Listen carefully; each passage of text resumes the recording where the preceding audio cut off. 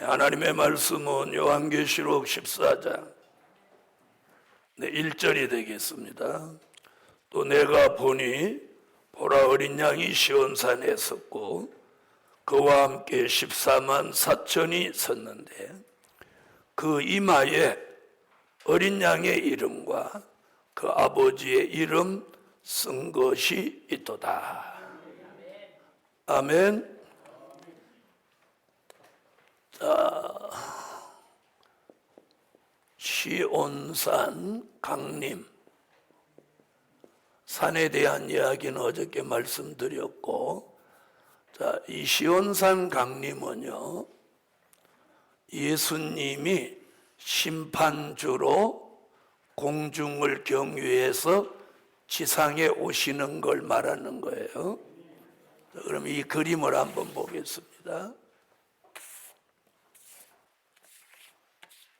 자, 다섯째 나팔이 끝나는 시점에서 들림을 받고 순교자와 인맞은 종이 들림을 받아서 공중에 오신 예수님을 여기서 영접합니다. 그리고 여섯 번째 나팔 불고 중동에서 일어나는 전쟁을 끝으로 후 3년 반 동안 수정통치 시대가 이 땅에 이루어지는 동안 들림받았던 종들은 공중의 휴거 상태로 있는 겁니다. 그리고 인맞은 종들이 1260일 동안 다시 예언할 때 능히 셀 수 없는 흰옷 입은 무리들이 따라 나와서 예비초로 들어간 사람들은 이 예비초에서 하나님의 보호 속에 수정통치 시대를 피하는 겁니다. 시간이 가서 1260일 3년 반이 지나면 공중에 오셨던 예수님이 계시록 14장 1절 같이 이 지상에 강림하시는 거예요. 이 지상에 오신다 이 말이에요. 자, 예수님이 뭐라고 했어요? 너희 가운데 올리우신 예수는, 사도행전 1장에 너희 가운데 올리우신 예수는 가심을 본 그대로 오신다. 가심을 본 그대로. 사도행전 1장 11절이죠. 가심을 본 그대로 다시 오시는 거예요. 예수님이 지상에 오실 때 혼자 오시는 게 아니고 공중에 휴거했던 사람 여기다 떼어놓고 혼자 오는 게 아니에요. 함께 오시는 거야. 그럼 예수님 오실 때 따라오는 사람이 순교자, 인맞은 종이라고. 지상에 오죠. 오늘 공부하는 게 요 공부하는 거예요. 자, 요렇게 하고 다음 말씀을 전해볼게요.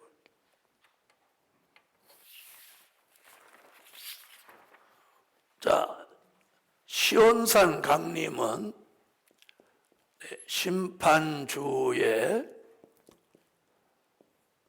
지상 강림인데,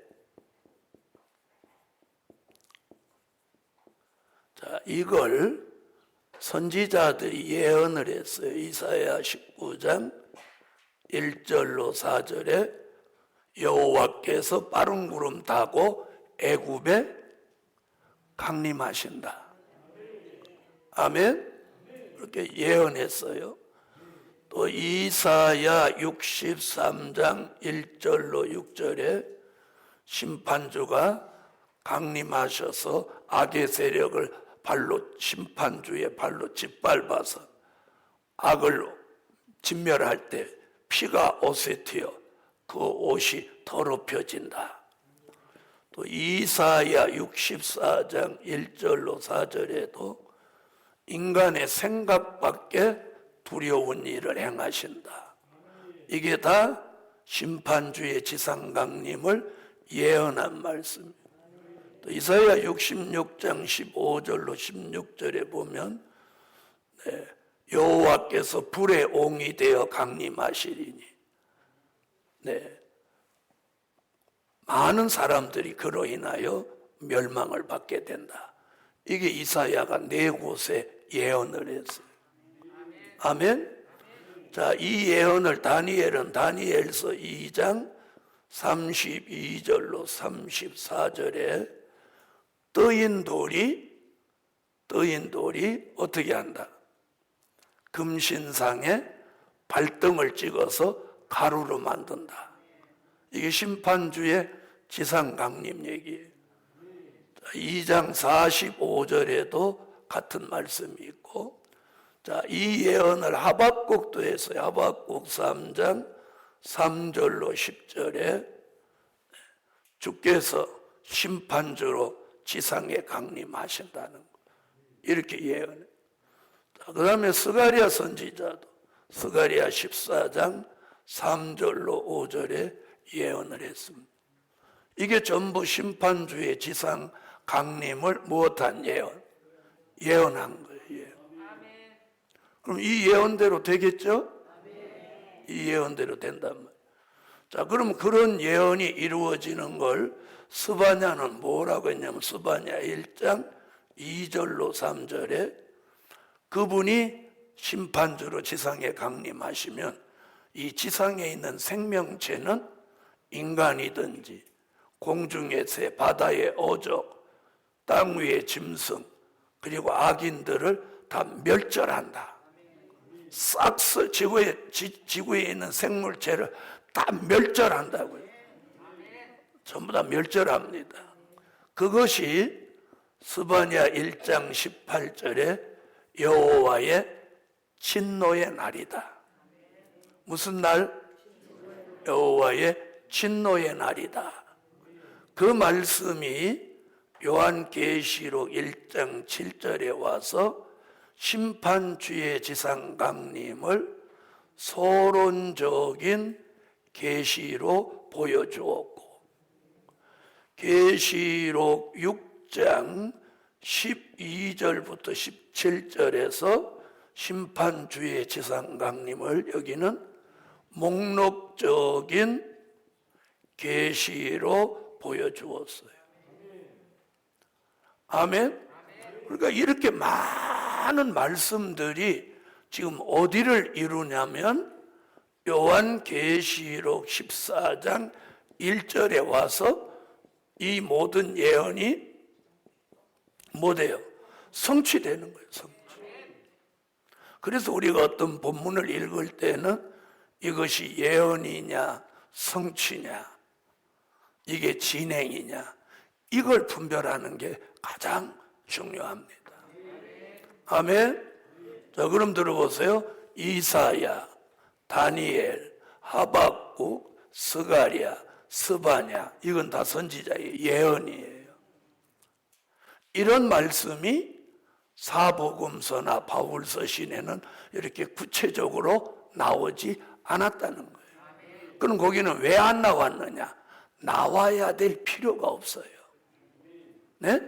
사복음서와 바울서 시인을 기록한 목적은 심판하고 천년왕국 그리스도의 나라를 이룰 목적으로 기록한 게 아니라 예수 안 믿는 이방을 하나님의 아들 예수를 믿게 해서 교회에 나와서 영혼을 구원받고 죄 가운데 사함받고 바로 이렇게 가게 하도록 만드는 말씀이에요. 그러니까 이런 말씀이 거기에는 구체적으로 필요가 없는 거예요. 그런데 이제 세월이 가고 시대가 변해서 이제는 그 말씀보다 이 말씀이 더 필요한데요. 그러면 그 말씀 필요 없다는 얘기가 아니에요. 전에는 된 일의 말씀, 즉 예수의 탄생, 십자가, 부활, 승천, 이것이 절대적으로 필요하고 절대적으로 있어야 되는 거예요. 무슨 말인지 아세요? 그런데 지금도 예수를 모르는 사람, 안 믿는 사람은 그게 필요해요. 어떤 게 필요한 게 아니고 이게 필요한 게 아니에요. 예수도 안 믿는데 예수님 지상 강림한데 야 정신 차리라 심판한다. 그리고 뭐 새 시대 온다 그러면 그 사람이 이해가 되겠어요? 안 되겠어요? 안 되죠? 그 사람한테는 뭘 가르쳐야 돼? 예수 나의 구주부터 가르쳐야 된다. 이해하셨죠? 그러나 이 시대가 요구하는 말씀은 그게 아니고 이거란 말이에요. 그리고 이 시대에 믿음을 가진 사람에게 더 필요한, 그것도 필요하지만 더 필요한 건 이거라는 거예요. 자, 그래서 이 모든 예언이 이제 앞으로 계시록 14장 1절에 와서 이게 성취되는 거예요. 그러면 예언이 있고 진행이 있고 성취되는 이것을 하나님이 하시기 때문에 사람이 틀리다고 하든지 맞다고 하든지 기라고 하든지 아니라고 하든지 그건 전혀 하나님은 상관 안 하는 거예요. 때가 되면 이루어지는 거예요. 그래서 오늘 예수님은 예정대로 오시는 거예요. 자, 근데 오실 때 누구누구를 데리고 오냐? 자, 여기 보세요. 자, 어린 양이 시온산에 섰는데 어린 양이 시온산에 오실 때 데리고 오는 사람이 두 부류의 사람이에요. 하나는 순교자고 하나는 입맞은 종이에요. 자, 들림받아 올라간 사람이 이 두 부류입니다. 순교자들, 더 정확하게 하면 순교자들, 입맞은 종들, 이렇게 복수 표현을 해야 돼. 자, 그럼 순교자들은 누구를 말하냐? 계시록 6장 9절로 11절에 순교자 얘기했고, 입맞은 종들은 계시록 7장 1절로 4절에 말씀했어. 자, 그럼 이들을 데리고 온다는 성경적 근거는 어디 있느냐? 데살로니가전서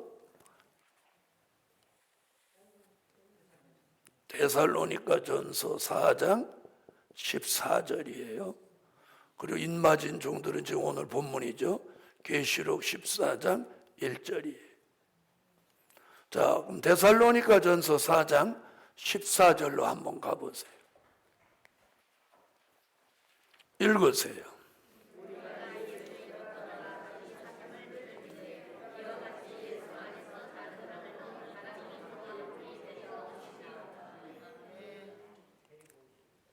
어떻게 한대요?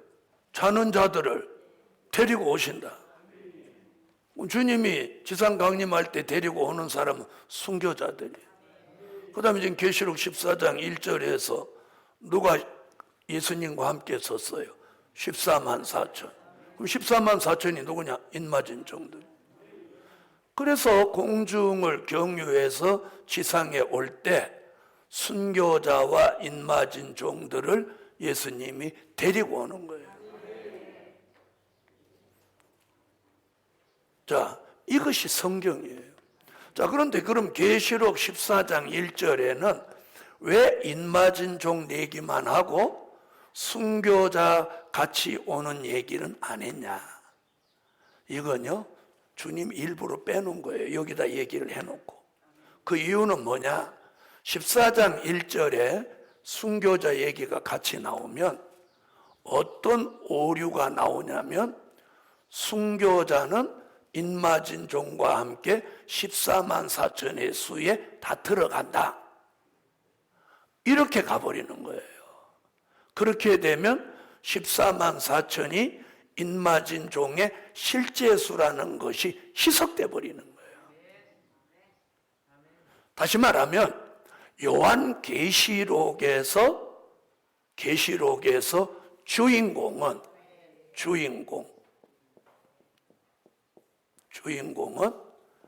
어디에다가 초점을 맞춰놨느냐면 입맞은 종에다가 초점을 맞춰놓은 거예요. 누가 아니고 순교자가 아니에요. 그 이유는 뭐냐? 순교자들은 이미 십자가 복음으로 순교한 사람들이에요. 무슨 말인지 아시겠어요? 무슨 말씀으로 순교한 게 아니고 될 일의 말씀으로 순교한 게 아니에요. 될 일의 말씀으로 순교하는 사람들은 누구예요? 이러고 대답도 잘 써요. 입맞은 종들이죠. 십자가 복음으로 된 일의 말씀으로 순교한 사람이 순교자들이고, 앞으로 될 일의 말씀, 영원한 복음으로 순교할 사람은 입맞은 종들이에요. 그러니까 요한계시록에서는 모든 초점, 그 포커스를 여기다 맞춰놓은 거라. 그런데 순교자를 자꾸 등장시키면 뭐가 오냐? 말씀의 혼선이 따라오는 거예요. 쓸데없는 변론거리가 생긴다는 거예요. 그래서 주님이 딱 여기다가 담백하게 해놓은 거예요. 알아들으셨어요? 네. 자, 다시 와보세요. 자, 14만 4천이 섰는데,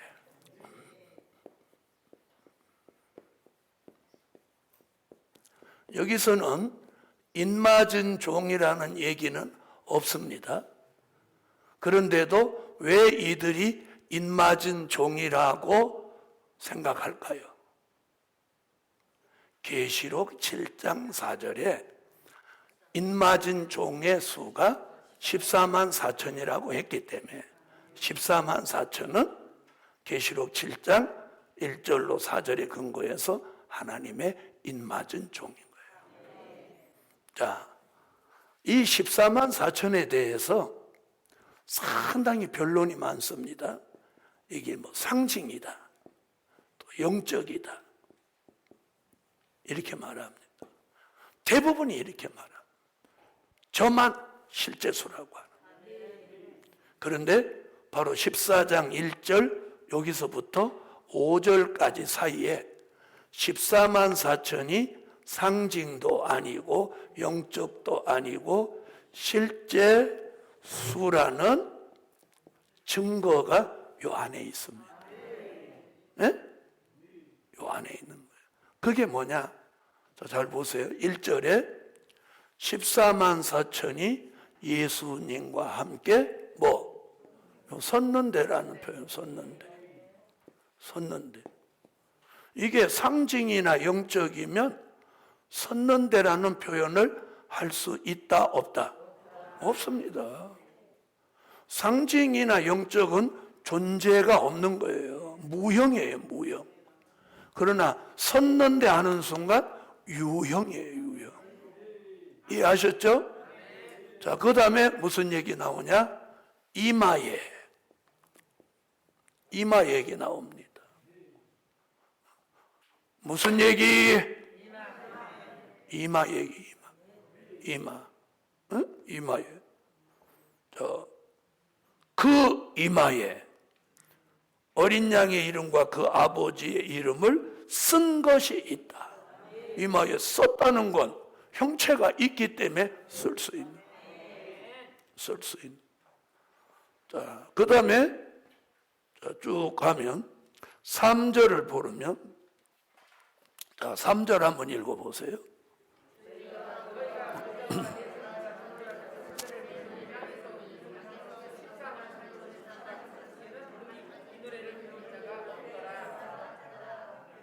아멘. 자, 여기 보면 이렇게 말합니다. 14만 4천인 밖에는 이 노래를 배울 자, 그 다음에 앞에는 부를 자, 배울 자. 왜 이런 말들을 여기다 썼냐는 거예요. 14만 4천이 실제 수라는 증명을 하려고 이런 얘기들을 여기다 쭉 쓴 거예요. 그럼 왜 7장에다 안 써놓고 여기다 썼냐는 거죠. 그러니까 요한계시록을 전체를 보지 않고 7장은 7장에서만 가지고 거기에 꽂히면 이걸 참고하지 못하니까 상징이다, 영적이다, 그렇게 풀어간다는 거예요. 그래서 요한계시록을 전반적으로 보아야 돼. 아멘. 자, 그럼 우선 14만 4천이라는 단어가 요한계시록에서 몇 번 나오나요? 몇 번? 저거 대답도 천천히. 자, 보세요. 그러면 계시록 7장 4절에 나옵니다. 그렇죠? 또 그 다음에 계시록 14장 1절에 나옵니다. 또 계시록 14장 지금 3절에 나옵니다. 그럼 보세요. 14만 4천이라는 단어는 7장보다는 몇 장이? 14장이 한 번 더 나오고 있어요. 그러면 14만 4천에 대한 비중을 7장보다는 14장에서 더 중요하게 다루었다. 이런 거예요. 그러면 14장을 통해서 14만 4천에 대한 진리를 더 명확하게 했다. 이렇게 인지하셔야 되는 거예요. 알아들으신 분? 이게 중요한 거예요. 14만 4천이라는 단어가 계시록에 3번 나오는 중에 2번이 14장에 나오고 있다는 것은 14만 4천에 대한 진리를 여기서 더 명확하게 설명하고 있다는 걸 예시한다는 거예요. 그래서 이 성경을 보는 안목이 열려야 되는 거예요. 자, 알아들으셨어요? 그러니까 이런 게 중요하다는 거죠. 왜 14만 4천에 대한 얘기가 이는 17장에서 치는데 14만 4천이라는 단어가 14장에 도리어 2번이나 나오냐는 거예요. 그건 이게 실제 쓰인 것을 증명하는 내용이 여기에서 더 확실하게 나온다. 그래서 14만 4천은 새 노래를 부르게 되는데, 자, 새 노래 얘기는 조금 이따 설명하고, 지금 새 노래를 부를 자, 배울 자 14만 4천인 밖에는 없더라.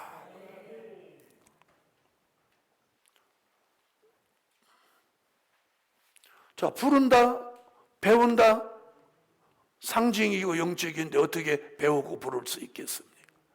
그렇죠? 자, 그럼 이제 다시 가보세요.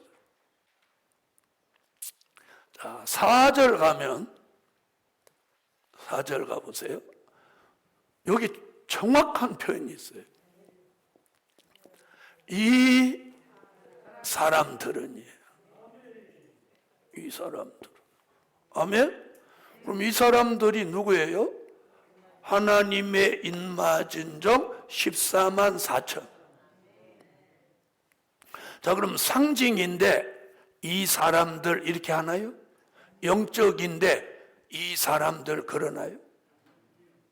오늘 여러분 같이 실제 생명을 가지고 존재하기 때문에 이 사람들, 여러분들 이렇게 말하는 거예요. 자, 그 이유가 뭔지 아세요? 왜 상징이다, 영적이다 그러느냐?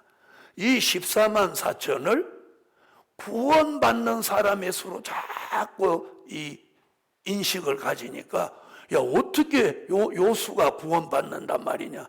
이렇게 가니까 이건 상징으로 보아야 된다, 영적으로 보아야 된다, 이렇게 가는 거예요. 자, 우리는 어떻게 알고 있어요? 14만 4천은 다시 예언할 종으로 지명받은 종이고, 물론 이들도 구원받지만 환란 시대에 정말 구원받을 사람은 계시록 7장 9절로 14절에 능히 셀 수 없다. 능히 셀 수 없는 무리들이라고. 그러니까 14만 4천을요, 영적인 수, 상징수로 보시는 분들은 인맞은 종 14만 4천과 흰옷 입은 무리들을 이렇게 그냥 섞어보는 거예요. 그러나 우리는 이걸 딱 구분합니다. 14만 4천은 흰옷 입은 무리들이 될 수 없고, 흰옷 입은 무리들은 14만 4천이 될 수 없는 거예요. 이건 각각 다른 사람들. 이걸 섞어버리니까 이게 오류가 나오는 거예요. 자, 그래서 여기서 이 사람들은 누구 말하는 거예요? 14만 4천. 하나님의 인맞은 종 14만 4천. 이 사람들. 이 사람들 하는 순간 이들이 실제 수라는 걸 증명하는 거예요. 자, 4절 다시 보게. 이 사람들은 여자로 더불어 더럽히지 아니하고 정절이 있는 자다. 정절. 자, 여기서 말하는 정절은 뭘 말하는 거냐면, 여기서 여자로 더불어 한 건 이따가 자세히 설명하고요. 여기서 정절이라는 건 계시록 19장 6절로 8절에 세마포 예복을 입은 걸 말하는 거예요. 신부의 자격. 그러니까 14만 4천은 하나님의 인맞은 종이 되기도 하지만 누구도 된다. 예수님의 신부도 된다는 거예요. 자, 여자로 더불어 더럽히지 아니하고 정절이 있는 자라. 어린 양이 어디로 인도하든지 따라가는 자며, 따라가는 자. 상징인데 어떻게 따라가나요? 영적인데 어떻게 따라? 실제 수가 있어야 따라가는 거죠. 아멘? 따라가는 자. 자, 사람 가운데 구속을 받아 처음 익은 열매로 하나님과 어린 양에게 속한 자다. 이걸 열매로 봤어요. 열매. 자, 열매는요, 마태복음 21장 43절에 뭐라고 했냐면, 하나님의 나라는 열매 맺는 백성이 받는다. 누가 받아요? 누가 받아요? 누가? 열매 맺는 백성이 받는단 말이에요. 열매는 뭐라고 했어요? 주의 재림을 맞이할 변화체를 이룬 사람을 열매라고 하고, 하나님의 인맞은 종이 열매예요. 자, 그 다음에 뭐라고 했냐? 5절에 보세요. 그 입 얘기가 나옵니다. 그 입에 못 없는 사람, 거짓말이 없는 사람, 그리고 생활에 흠이 없는 사람, 이렇게 말해요. 자, 그러면 섰는데 이마에 새노래를 부를 자, 배울 자, 이 사람들은 여자로 더불어 더럽히지 않고 정열이 있는 자며 어린 양이 어디로 인도하든지 따라가는 자며 땅에서 구속함을 받은 처음 익은 열매되며 그 입에 거짓말이 없고 생활에 흠이 없는 자다. 이게 누구다? 인맞은 종 14만 4천이다. 자, 여기서 예시하는 게 뭐냐? 예시하는 것이, 이게 하나님의 인맞은 종은 무슨 수? 상징이나 영적이 아니고 실제 수라는 거예요. 실제 수라는 거.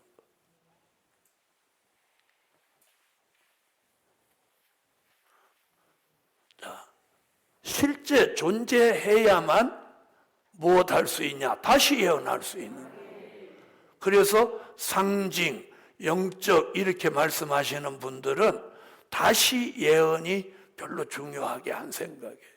우리는 요한계시록에서 다시 예언을 가장 중요하게 생각해요.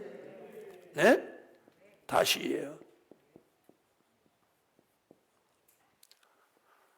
자, 다시 예언. 계시록 10장 11절, 11장 3절로 6절. 자, 하나님의 인맞은 종 14만 4천이 존재하는 목적이 뭐냐? 다시 예언하게. 다시 예언할 목적으로 하나님의 인맞은 종 14만 4천이 나오는 거예요. 나오는 거예요. 아멘? 나오는 거예요.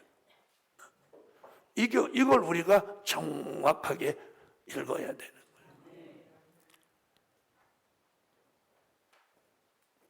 자, 그 다음에 이제 다시 1절로 다시 오겠습니다.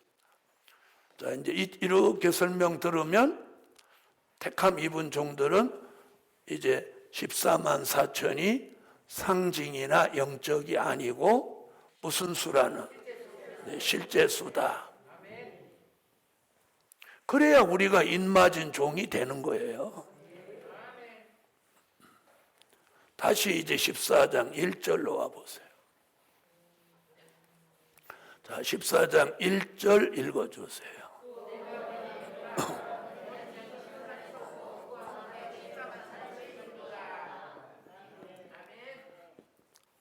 그 이마에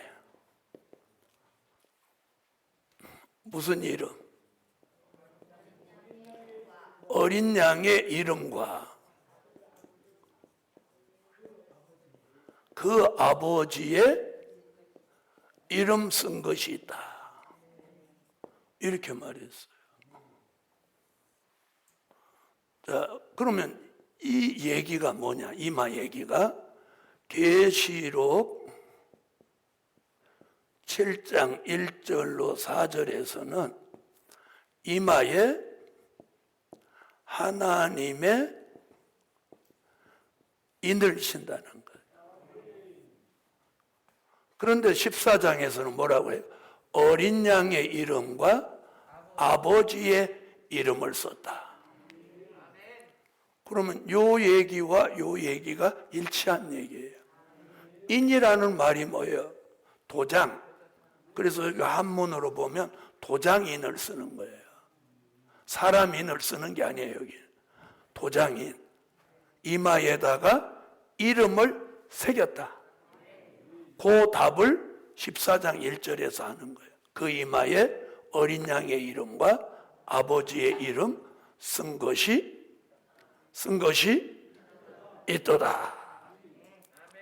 그걸 4절에서 또, 자, 보세요. 계시록 14장 4절에서도 또 확인해요. 뭐라고 하나 보세요. 4절. 끝에 가보면, 하나님과 어린 양에게 속한 자들이니. 자, 하나님과 어린 양에게 속한 자. 소속이란 말이에요. 그럼 입맞은 종은 누구 소속이에요? 하나님과 어린 양에게 속했다. 이름을 썼다. 인을 쳤다. 그럼 이 얘기를 단편적으로 말하면 그 답이 어디 있냐면 말라기 3장 16절로 18절에 특별한 소유라는. 그래서 하나님의 인맞은 종은 하나님의 특별한 소유예요. 그걸 도장 찍어 놓은 거예요. 그래서 하나님과 어린 양에게 속한 자. 그래서 14만 4천은 하나님의 인을 맞은 사람의 순대. 그 이마에 어린 양의 이름과 아버지의 이름을 썼다는 것은 4절에 하나님과 어린 양의 소유다. 속한 자다. 그걸 말라기 3장에서 특별한 소유다. 자, 말라기 3장 한번 보고 가요. 자, 읽어주세요.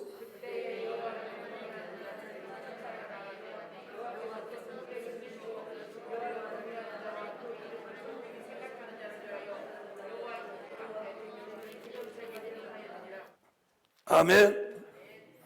자, 그럼 14만 4천은 뭐가 돼야 돼? 그분의 소유. 그분의 소유가 됩니다. 자, 그럼 이제 14장 보세요. 자, 이번 이제 2절로 넘어갈게요. 내가 하늘에서 나는 소리를 들으니 많은 물소리도 같고 큰 뇌성도 같은데 내게 들리는 소리는 검은 고 타는 자들의 검은 고 타는 것 같더라. 여기서 세 가지 이야기가 등장합니다. 네? 지금 읽은 얘기 중에서 세 가지가 등장해요. 뭐가 등장하냐? 많은 물소리, 또 큰 뇌성 등장합니다. 큰 뇌성. 그리고 검은 고. 그러니까 지금 요 내용에서는 요 핵심이 요 세 가지예요. 하늘에서 음성이 들리는데 어떻게 들으니까 많은 물소리도 같고, 어떻게 들으니까 큰 내성도 같고, 또 어떻게 들으니까 검은 고 타는 소리 같더라. 이렇게 말합니다. 자, 그럼 많은 물소리는 이게 어디서 등장했냐면 요한계시록 1장으로 와보세요. 1장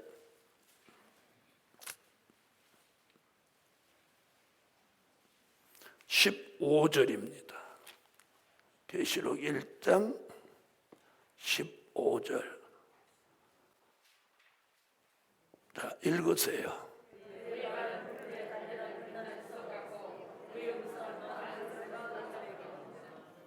주님의 음성이 사도 요한에게 많은 물소리로 들렸어요. 거기 물소리 나오죠.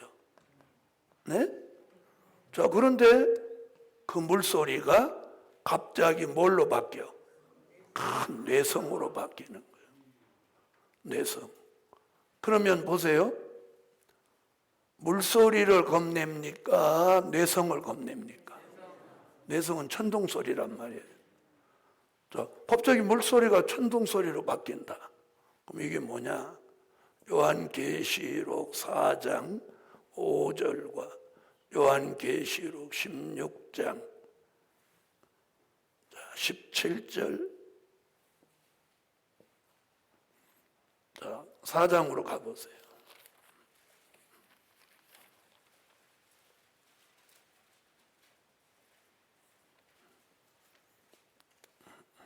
17절로 18절.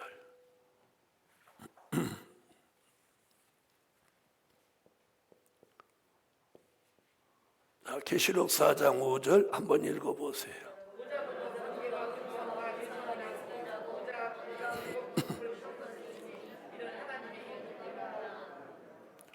자, 거기 나오죠.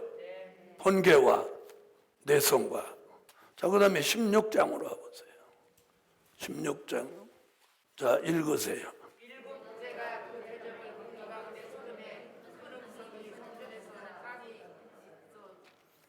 아멘. 그럼 이게 뭐냐? 이는 심판하는 역사예요. 심판하시는 역사를 표현했어요. 자, 주의 음성이 많은 물소리 같이 들린 것은 1장이거든요. 1장은 뭐냐? 복음 전파의 시작이에요. 그러니까 주의 음성이 많은 물소리 같이 잔잔하게 말씀과 복음을 전하는 걸 뜻했고, 그 시기가 끝나면 16장에 가서 큰 뇌성이 나면서 진노의 7 대접재앙으로 산자를 심판하는 거예요.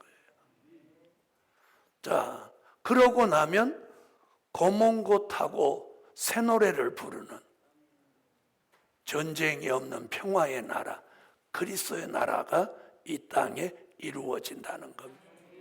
그걸 여기서 지금 이렇게 순서적으로 보여주는 거예요. 그래서 검은고 얘기가 계시록 5장 8절에도 검은고 얘기가 나옵니다. 계시록 5장 한번 보세요.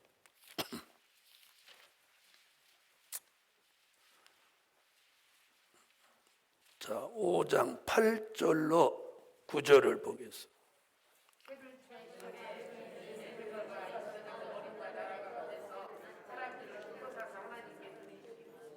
아멘.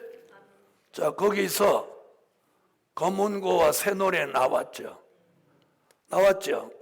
검은고와 새노래 나왔어요. 자, 그런데 지금 14장에서 또 검은고와 새노래 얘기 나오죠. 오늘 지금 본문 계시록 14장 3절, 2절로 4절에서 2절로 4절에서 검은고 2절로 3절에서 죄송합니다. 3절에서 검은고와 새노래 얘기 나와요. 그렇죠?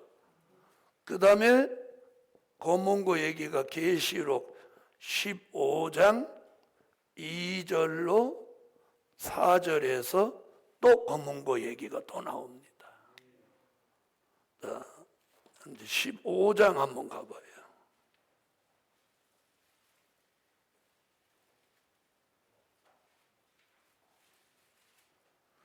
계시록 15장 2절로 4절.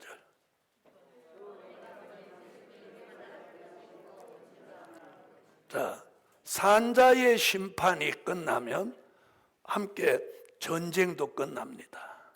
심판과 전쟁이 끝나면 평화의 나라가 와서 천년왕국에서 새 노래를 부를 때 검은고 타는 것 같은 역사가 함께 일어나는 거예요. 이것이 천년 동안 그리스도의 왕국이 이 땅에 전쟁이 없는 평화의 나라가 온 것을 내다보는 말씀이에요. 아멘. 자, 심판 중에 누가 검은고를 타겠으며 전쟁 중에 누가 검은고를 타겠습니까? 그래서 많은 물소리도 같고 큰 뇌성도 같고 검은고 타는 것 같더라. 검은고 타는 자들의 그 검은고 타는 것 같더라. 다시 14장으로 다시 오세요. 자, 이번에는 14장 3절.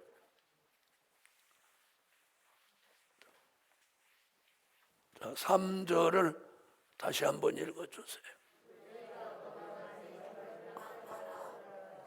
자, 아까 이 설명을 했었죠. 14만 4천인 밖에는 무슨 노래? 자, 새 노래를 부를 자 없더라. 14만 4천이 부르는 새 노래.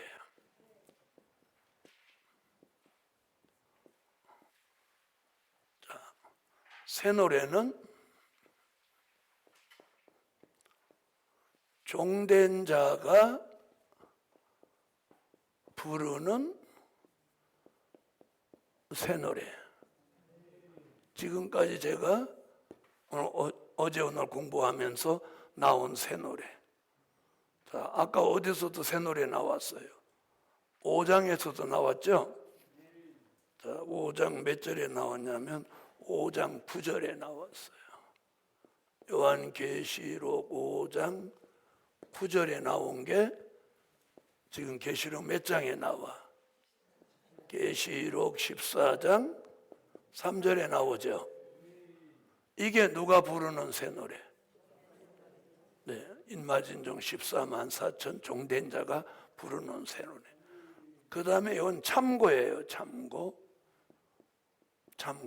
이는 백성 될 자가 부르는 새 노래도 있다. 그 새 노래를 뭐라고 하느냐면 모세의 노래, 어린 양의 노래라고 한다.